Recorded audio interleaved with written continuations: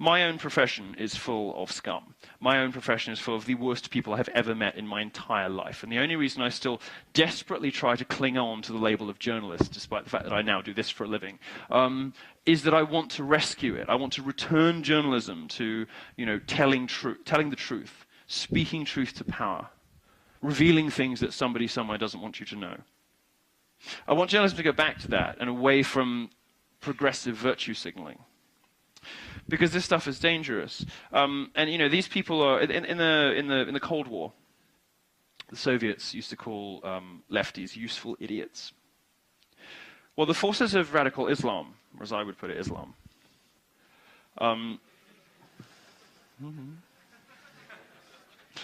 I decline to make a distinction. It is not radical Islam that wants to hang me from a crane. It is Islam. It is punishable by death to be homosexual in countries in which 100 million people live. 11 different Muslim countries. They're not Syria. They're not ISIS. This is mainstream Muslim society that oppresses women and murders homosexuals. Those are just the facts. And if you can't get over that and get through that, get your head around that, you can't help America. Can't. This is just what they are. And I would very much like America to avoid that fate, which is why I'm worried about the useful idiots and why I do the sort of college tour and take the mickey out of other journalists so much. But you'll notice that people haven't been very happy about Trump's election. They particularly haven't been very happy in the Middle East, not least because, they don't have the access they used to through the Clinton Foundation donations.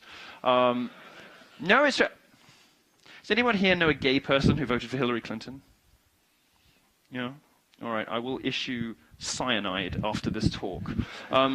Because, just in the interest of preserving the species from that much stupid, from that much fucking idiocy. The woman who takes hundreds of millions of dollars from countries that execute homosexuals and then comes back to the US and it's like, oh, we love gays, we love gays. I'm gonna make my avatar on Twitter rainbow. Well, not me anymore, but whatever. Sad, isn't it sad? Isn't it sad? Isn't it sad? No, we're gonna rainbow our avatar and then take money from Saudi Arabia. Fuck you, woman. So glad she lost.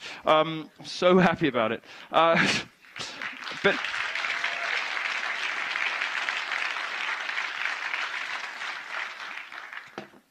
anyway, look, the point I'm trying to make is Middle East isn't very happy about Donald Trump winning because it knows that he means business. It knows that Republican in the White House is the worst possible news for radical Islam, or as I like to call it, Islam. I don't get tired of that joke. You're going to hear it a lot. Because you don't bite the hand that feeds you, which is why Muslims never threaten Muslims never threaten Democrats. All right, you're not going to love everything Trump does. This is going to be news. This is going to be a horrible thing to break to you, right? He's not going to be perfect. Nor is his family going to be perfect. Did you see that news today? Ivanka wants to make her signature issue climate change. I could have killed myself. But look, no family is perfect. Trump is not going to be perfect, but that's why I call him Daddy. Because your dad's not perfect. Sometimes he makes you cringe. Sometimes you're embarrassed to bring your friends home. Late at night, he uses language you wish he wouldn't. He's not perfect, but you have a sense that if you trust him, if you listen, if you put your faith in him, then things will probably be okay because he has your back, and ultimately he knows what's best for you. Which is why I invented that nickname, which has annoyed everyone. It's the best thing I ever made up, calling Trump Daddy, because everybody, I mean, like, I don't know, 300 million people have heard of this, and it annoys all of them. All of them. They all find it annoying. But you elected him to do a couple of things. You elected him to build a wall. And I think he's going to build a wall. You elected him to fix trade, and from his call to Taiwan, I think we know how much obeisance he's going to pay to China. Of course, the progressive media are all calling it a gaffe. They're all saying it's a breach of diplomatic protocol. Good! Good, hasn't fucking worked that well so far, has it? Oh, this is a terrible breach of protocol. That's why he's in the White House. That's what we wanted. Next story, please. Things just haven't been done like this before. Yes! Anyway, hopefully, better relation. And finally, the thing I care most about, the thing that's most pertinent to you, is Donald Trump, just by being Trump, represents an existential threat to political correctness. He is going to smash political correctness. He's going to smash safe space and trigger warning culture and liberate universities again, I am sure, from this oppressive culture that you are all living through. The days when fat faggots like Daniel Brewster could reign supreme on campus, free from consequence, I hope are coming to an end. And I have a thought about this. My proposal for this, which I think is good, is, you know, Title IX letter, which has done so much to destroy gender relations in college.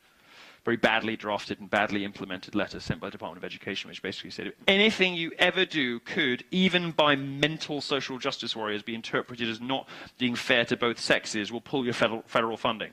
So every college dean and president in the country goes, oh my God, because it's the only thing they care about is the sound of pocketbooks closing. You know, they don't give a shit about your education, but the idea they might not be able to build a new tennis court is a problem for them. They all went ape shit. They went loco. They went retarded. Well, I quite like, and I'm going to see if I can advocate for this over the next couple of months, I would like to see a commitment to ideological diversity. Because it seems to me that skin color, sexuality, gender, all this kind of stuff has been relatively well catered for over the last 30 years in American higher education.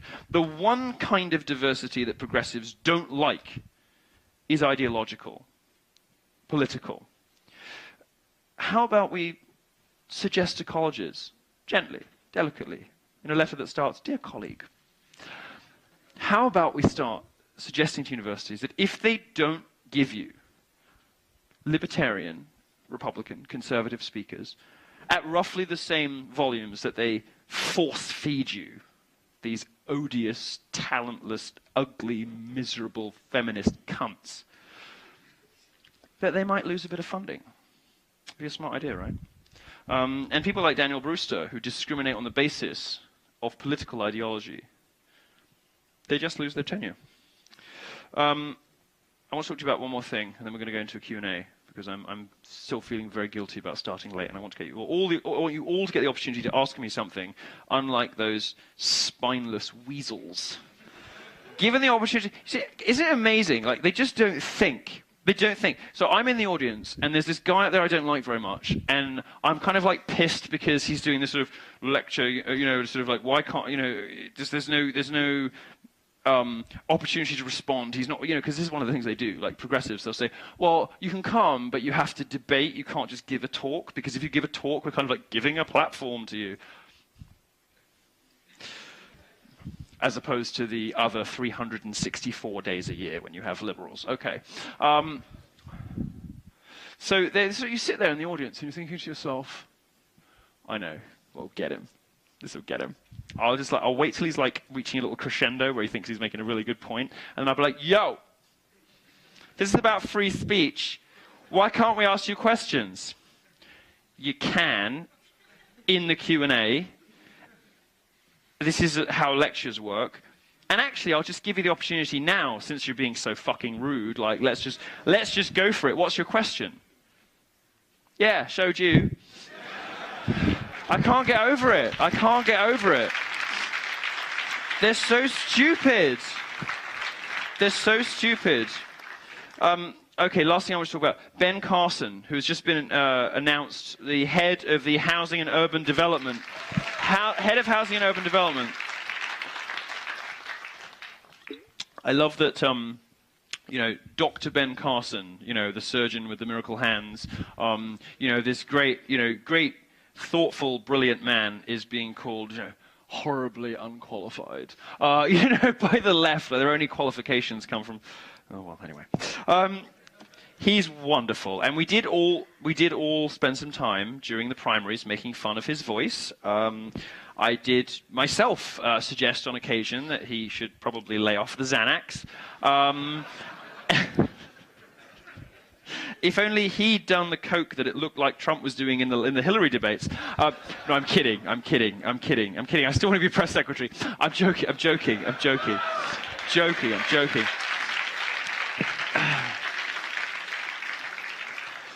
He did sound sleepy all the time, but what gets lit up on the campaign trail stays on the campaign trail.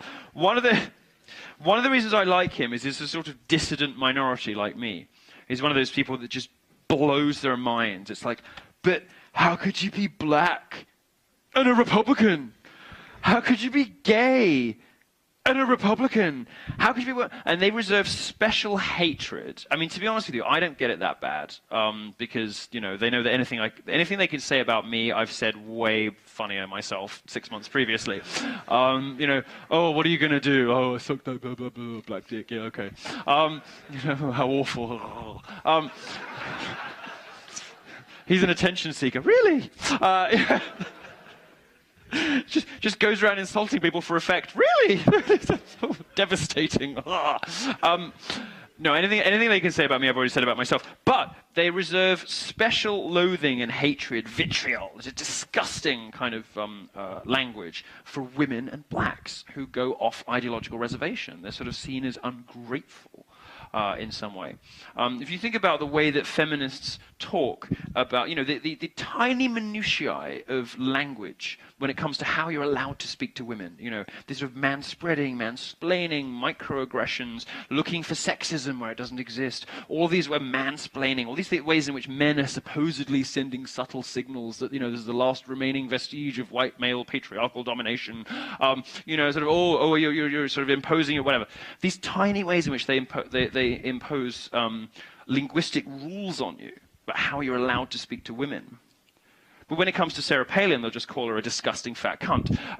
You know, and they just use awful, terrible language about any conservative woman. If you look, I mean, Ayn Rand, for instance, look up the way progressives speak about Ayn Rand, or Margaret Thatcher, or Michelle Bachmann, I know, or that. Do you remember that picture from some state fair? It's the one that ended her candidacy, I think, the Wiener.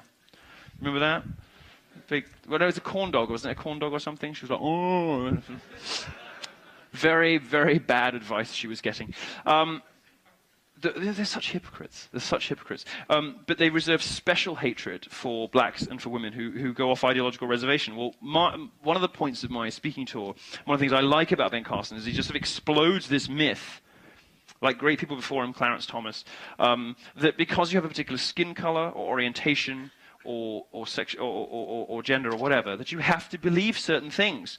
Just because I like sucking dick doesn't mean I want to give you 75% of my earnings. It doesn't make any sense.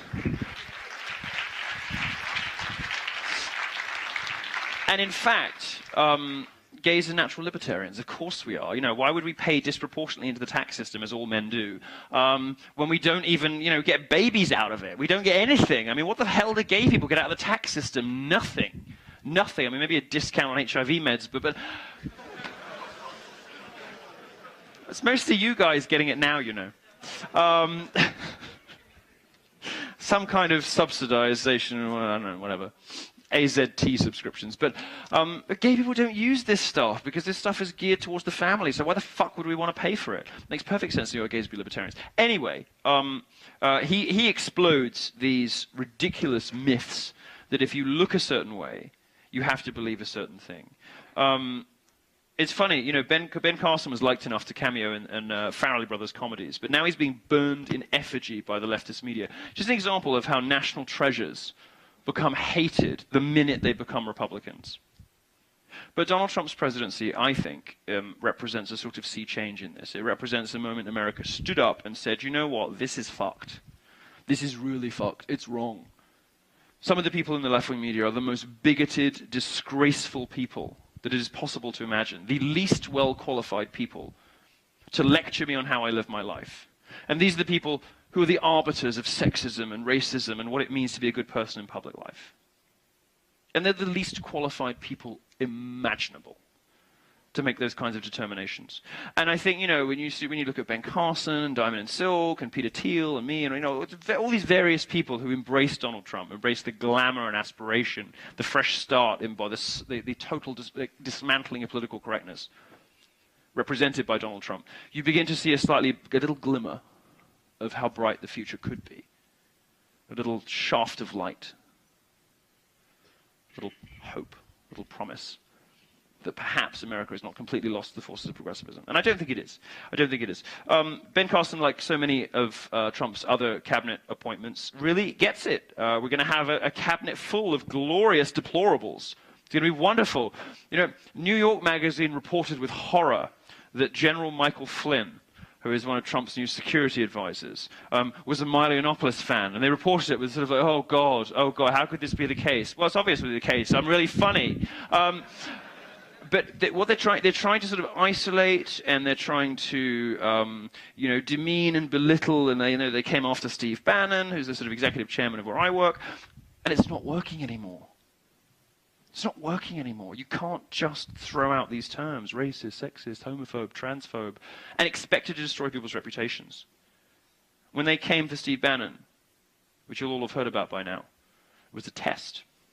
They were testing Trump's nerve, testing his resolve. And he won. He beat them, proved himself. Everything the media had was thrown at one man. And Trump didn't buckle. That's remarkable. That shows remarkable strength of character. And it's a good sign. It's a good sign for his presidency. And I think people like Ben Carson are further undermining the assumptions of the left that you have to look a certain way or behave a certain way to succeed in public life. I'm very happy to take your questions. I've been talking a little bit about just current events and trying to be relative.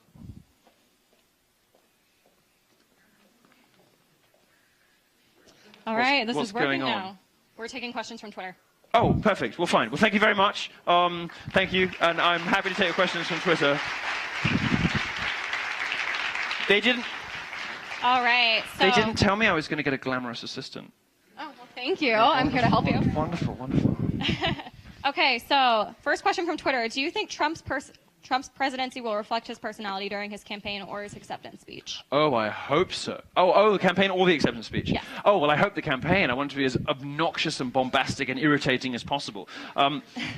My view on this stuff is, you know, that nothing bad happens when social justice warriors show up, call you a racist, call you a sexist, suggest that you're, you know, perpetuating negative stereotypes, tell you all of these awful things, and say, oh, you're a threat to student safety. Give me a fucking break. You know, nothing bad happens when you turn around and say, go fuck yourselves. Nothing bad happens. And Donald Trump's candidacy is a perfect example of not only does nothing bad happen, but good things start to happen. Wonderful things start to happen when you stop caring what the worst people in society think of you. The people who, I mean, feminists, if you think about gender studies departments, are just populated by miserable dykes. I say it with love. No, I do. My fellow lesbians. My fellow LGBT community members are awful. They're terrible, and they're incredibly, you know, preoccupied with how to make men's lives miserable. These are the worst people in the world to tell young girls what their relationship with men should be like. The Black Lives Matter movement, the worst people in the world to tell you how to make black communities more successful and prosperous. I think that Donald Trump's massive middle finger to this entire nexus of awful people who came so close to ruining this country, I think what Donald Trump represents is an existential threat to all of them, to their livelihoods and to the legitimacy of all of their arguments. And it's wonderful. I very much hope his presidency sort of crashes from crisis to crisis, as the media would put it, and instead reveals that all of the structures that we thought were there to protect us actually were there to protect someone else. This sort of the diplomatic protocol between blah, blah, blah. Well, I think what's going to become very clear is that, you know, Trump knows what he's doing. You don't just go from like reality TV star to president being an idiot. He knows what he's doing. And he knew what he was doing making that phone call to Taiwan. And it's very obvious to me that everything he does is you know, sort of inspirational stroke of genius smart. And I hope that he continues to troll everyone for the entire duration of his presidency, because it's working out pretty well so far. I decline to make a distinction. It is not radical Islam that wants to hang me from a crane. It is Islam. It is punishable by death to be homosexual in countries in which 100 million people live. 11 different Muslim countries. They're not Syria. They're not ISIS. This is mainstream Muslim society that oppresses women and murders homosexuals. Those are just the. My own profession is full of scum. My own profession is full of the worst people I have ever met in my entire life. And the only reason I still desperately try to cling on to the label of journalist, despite the fact that I now do this for a living, is that I want to rescue it. I want to return journalism to, telling the truth, speaking truth to power, revealing things that somebody somewhere doesn't want you to know. Fact. And if you can't get over that and get through that, get your head around that, you can't help America. Can't. This is just what they are. And I would very much like America to avoid that fate, which is why I'm worried about the useful idiots, and why I do the sort of college tour and take the mickey out of other journalists so much. But I want journalism to go back to that and away from progressive virtue signaling, because this stuff is dangerous. And these people are in the Cold War. The Soviets used to call lefties useful idiots. Well, the forces of radical Islam, or as I would put it, Islam,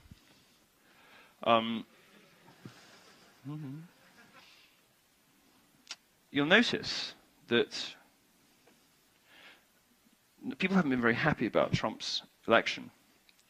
But they particularly haven't been very happy in the Middle East, not least because, they don't have the access they used to through the Clinton Foundation donations. No, it's... Does anyone here know a gay person who voted for Hillary Clinton? Yeah? All right, I will.